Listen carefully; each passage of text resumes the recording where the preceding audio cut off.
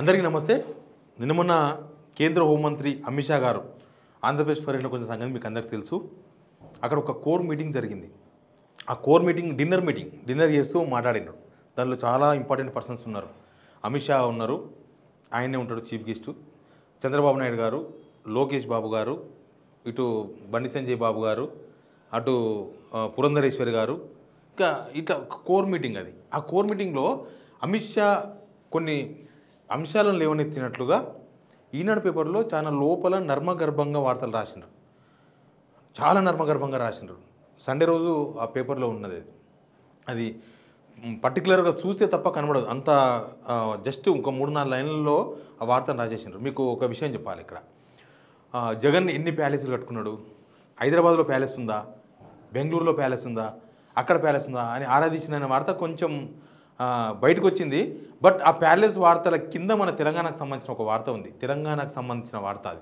తెలంగాణకు సంబంధించిన వార్త ఏంటంటే, ఆ చర్చలో వాళ్ళందరూ డిన్నర్ చేస్తున్న టైంలో అమిత్ షా కొన్ని ప్రశ్నలు వేసిండు. దానికి వీళ్ళు సమాధానం చెప్పారు. ఏం ప్రశ్నలు అవంటే, పివి నరసింహారావు ముఖ్యమంత్రిగా ఎన్ని రోజులు పనిచేసిండు ఉమ్మడి ఆంధ్రప్రదేశ్, ఎందుకు అడిగిండు. అంతకన్నా ముందు అమిత్ షా ఒక కామెంట్ చేసినట్లుగా వాళ్ళే రాసిండ్రు. ఏమని అంటే, కాంగ్రెస్ ఎప్పుడు ముఖ్యమంత్రిని మారుస్తూ ఉంటుంది కదా, మరి ఉమ్మడి ఆంధ్రప్రదేశ్లో పివి నరసింహారావు గారు ఎన్ని రోజులు ఎన్ని సంవత్సరాలు పనిచేసిండ్రు ముఖ్యమంత్రిగా అంటే 1.5 మంత్, ఆల్మోస్ట్ 1.5 ఇయర్ అటు ఇటు పనిచేసిందని చెప్పారట. తర్వాత ఇంకా ఆయనకన్నా ఎక్కువ పనిచేసిన ఎవరంటే కోట్ల విజయభాస్కర్ రెడ్డి గారు దాదాపు 7 ఏళ్ళు చేసిండ్రు. ఆ తర్వాత మళ్ళీ వైఎస్ రాజశేఖర రెడ్డి ఒక 5 సంవత్సరాలు, తర్వాత ఇంకొక 7 నెలలు కూడా రాలేదు, మార్చి సెప్టెంబర్ 2009 ఎలక్షన్ తర్వాత. ఇక అంతే. ఇంకా మిగతా వాళ్ళంతా ఇక ఈ పూట ఆ పూట, ఈ సంవత్సరం ఆ సంవత్సరం, సంవత్సరంన్నర, 2 సంవత్సరాలు అంతే.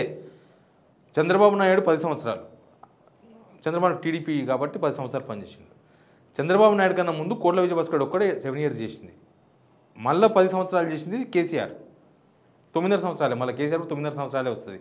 ఎందుకంటే 2018-19 ఎలక్షన్స్ ముందస్తు ఎలక్షన్స్ పోయింది కాబట్టి. ఈ విషయాలను కూడా అక్కడ చర్చ వచ్చినట్టుగా రాసిండ్రు పేపర్లో. అక్కడ ఉన్నవాళ్ళు చెప్తే ఎవరు చెప్పాలి, దాంట్లో ఉన్న వాళ్ళే ఉన్న 4-5 మెంబర్సే, చంద్రబాబు, లోకేషో, లేకపోతే బండి సంజయ్ గారో, లేకపోతే పురంధరేశ్వరో చెప్పాలి. ఇంకా వాళ్ళు తప్ప మిగతా వాళ్ళు చెప్పే అవకాశం కూడా లేదు బహుశా వార్త. అయితే ఇక్కడ ఏంటంటే, ఎందుకు కాంగ్రెస్ ముఖ్యమంత్రుల గురించి అమిత్ షా ఆరాధించిండు, ఏంటి అసలు ఆయన వ్యూ ఏంది, ఆయన ఎందుకు ముఖ్యమంత్రి గురించి మాట్లాడిన అనేది చాలా ఇంపార్టెంట్ పాయింట్. ఒక పక్కనేమో రేవంత్ రెడ్డి బీజేపీకి అనుకూలంగా ఉన్నాడు, అవసరమైతే మొత్తం లేపుకొని బీజేపీకి వెళ్ళిపోతాడు, లేకపోతే బీజేపీ వాళ్ళు రేవంత్ రెడ్డికి పాజిటివ్గా ఉన్నారు. ఇవన్నీ చర్చ జరుగుతున్నాయి. కొన్ని మనకు కనిపిస్తుంది కూడా కొన్ని సందర్భాలలో రేవంత్ రెడ్డిని వీళ్ళు విమర్శించకపోవడము, లేకపోతే వీళ్ళను రేవంత్ రెడ్డి పెద్దగా పట్టించుకోకపోవడము, పొద్దుగాలేసి బీఆర్ఎస్ విమర్శించడం, ఇవన్నీ కూడా మనం చూస్తున్నాం. కాబట్టి బహుశా వీళ్ళు ఏమైనా అండర్స్టాండింగ్ ఉన్నారేమో, వీళ్ళు ఏమైనా మాట్లాడుతున్నారేమో అనేది నడుస్తుంది. కానీ అమిత్ షా ఈ కామెంట్స్ తర్వాత తెలంగాణ మీద ఏమైనా కాన్సన్ట్రేషన్ చేసిండ్రా? ఎందుకంటే ఆల్రెడీ అక్కడ ఆంధ్రప్రదేశ్లో ఆల్రెడీ బీజేపీ కూటమే ఉంది. బీజేపీ, టీడీపీ, జనసేన ఉంది. ఇక్కడ తెలంగాణ మీద ఏమైనా కాన్సన్ట్రేషన్ చేసిండ్రా? ఇక్కడ ఏమైనా కొత్త ప్రయోగం చేసే ఆలోచన ఏమైనా బీజేపీకి ఉందా? ఎందుకంటే అమిత్ షా కామెంట్స్ మనం వేరే వాళ్ళు మాట్లాడితే పెద్ద సీరియస్గా తీసుకోము, కానీ అమిత్ షా చేసిన కామెంట్స్ కొంచెం ఇంపార్టెన్స్ ఉంటుంది. అమిత్ షా ఢిల్లీలో ఎక్కడో మీటింగ్లో మాట్లాడిన మాటలను దానికి అనుగుణంగా ఇక్కడ చర్చలు చేస్తూ ఉంటాడు కదా. తెలంగాణలో ఏమైనా కొత్త ప్రయోగం బీజేపీ చేయాలనుకుంటుందా?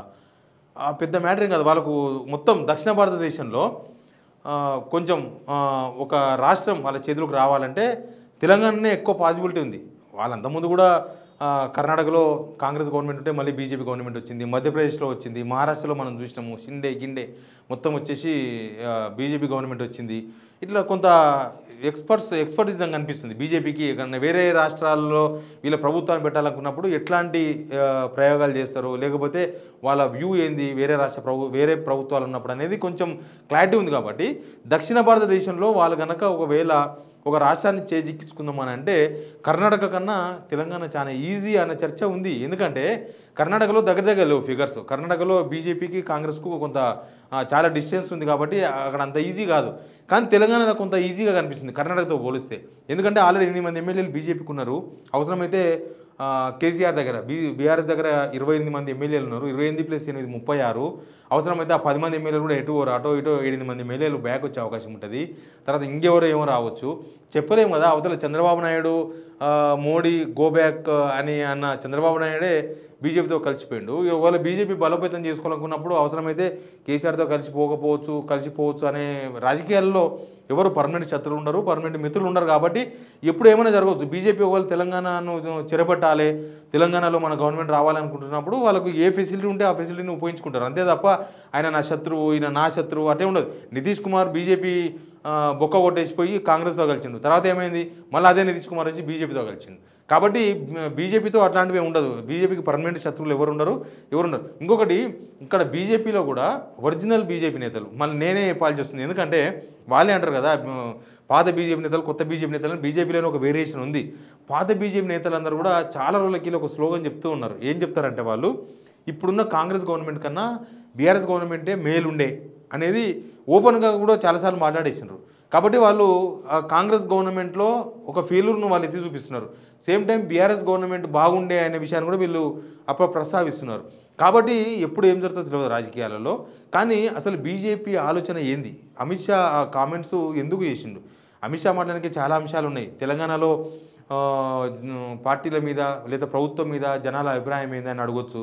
లేకపోతే ఎందుకంటే పక్క రాష్ట్రం ముఖ్యమంత్రి, పక్క రాష్ట్రం ఇంపార్టెంట్ లీడర్స్ కాబట్టి అట్లాంటి చర్చలు చేయొచ్చు.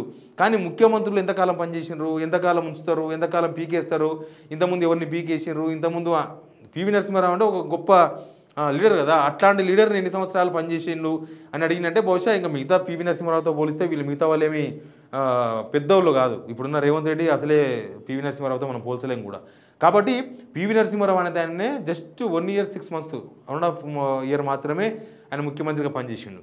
కాబట్టి ఇక్కడ పరిస్థితులను బేరీజ్ వేయనికే ఏమన్నా అమిత్ షా ఇట్లాంటి కామెంట్ చేసిండ్రా, అమిత్ షా ఎందుకు ముఖ్యమంత్రులు మార్పిడి అనే అంశాన్ని తెర మీద తీసుకొచ్చిండు అనేది ఒక పెద్ద చర్చ. నిజంగా ఈ చర్చ అమిత్ షా చేసింది కాబట్టి ఒక పెద్ద హాట్ టాపికే. బట్ వాళ్ళ స్టాండ్ ఏందో, వాళ్ళు ఏం చేయబోతున్నారో ఏమో తెలియదు. అప్పుడప్పుడు బీజేపీ వాళ్ళు నెక్స్ట్ 2 తెలుగు రాష్ట్రాల్లో బీజేపీ ఉంటే బాగుంటుందని కూడా అప్పుడు మాట్లాడుతూ ఉంటారు. కాబట్టి మరి వాళ్ళు ఎవరితో కలిసి గవర్నమెంట్, ఎందుకంటే కాంగ్రెస్ ఆల్రెడీ ఎంఐఎంతో పోయింది, ఎంఐఎంతో ఆల్రెడీ బీఆర్ఎస్ కూడా ఎంఐఎం మీద ఈ మధ్య కామెంట్లు చేస్తూ ఉన్నారు. ఏమని, ఎంఐఎం ఎవరు అధికారం ఉంటే వాళ్ళ సంఖ్య నాకుతారు కాబట్టి వాళ్ళని పట్టించుకోవాల్సిన అవసరం లేదన్నట్టుగా మాట్లాడుతున్నారు. ఇంకో విషయం ఏంటంటే బీఆర్ఎస్ చేసే చాలా ఆరోపణలు ఆల్మోస్ట్ అక్కడ బీజేపీకి కొంత అనుకూలంగా కనిపిస్తూ ఉంటాయి. ఇప్పుడు అదాని విషయం వచ్చింది. అదాని విషయం వచ్చినప్పుడు అక్కడ రాహుల్ గాంధీ టీ-షర్ట్ వేసుకొని పోతే ఇక్కడ వీళ్ళు బీఆర్ఎస్ వాళ్ళు కూడా టీ-షర్ట్ వేసుకొని పోయినారు అసెంబ్లీకి. సరే వాళ్ళని అరెస్ట్ చేయలేదు, వీళ్ళని అరెస్ట్ చేసినారు ఇక్కడ కాంగ్రెస్ గవర్నమెంట్, అది వేరే విషయం. అంటే కొంత అది రాహుల్ గాంధీని కార్నర్ చేసినట్టు కనిపించింది కదా ఆ పాయింట్. కాబట్టి ఇవన్నీ డాట్స్ మొత్తం కలుపుకుంటూ పోతే ముందు రాజకీయాల్లో ఏదో పెద్ద బాంబు వేలే అవకాశం అయితే చాలా క్లియర్గా కనబడుతుంది. అది అమిత్ షా బాంబా, ఇంకో బాంబో కానీ ఏదో ఒక పెద్ద మ్యాప్ ఒకటి కనిపిస్తుంది. అమిత్ షా ఉత్తగా మాట్లాడలేదు, తమాషాగా అయితే మాట్లాడరు కదా, అది కూడా డిన్నర్ చేసుకుంటూ మాట్లాడినరు. ఆయన మాట్లాడే ఏపీ విషయాలే చాలా విషయాలు మాట్లాడుకోవచ్చు, లేకపోతే కూటమి విషయాలు చాలా విషయాలు మాట్లాడుకోవచ్చు, అక్కడ గవర్నమెంట్ పని విధానం మీద మాట్లాడుకోవచ్చు. కానీ తెలంగాణ రాజకీయాల మీద ఏమైనా కాన్సన్ట్రేషన్ చేసినారా? సౌత్ ఇండియాలో వాళ్ళకు కొంచెం పాసిబిలిటీ, వాళ్ళ గవర్నమెంట్ పెట్టుకోవడానికి పాసిబిలిటీ ఉన్న ఏరియాగా తెలంగాణ కనిపిస్తుంది. కాబట్టి బహుశా ఏదో ప్లాన్ ఉందేమో అన్న ఒక చర్చ అయితే నడుస్తుంది. ముందు మనకు పరిణామాలు తర్వాత అర్థమైతే అమిత్ షా మాట్లాడిందంటే దాని రియాక్షన్ తర్వాత ఉంటుంది ఏదో రోజు. చూద్దాం ఏం జరుగుతుందో. Please subscribe signal TV.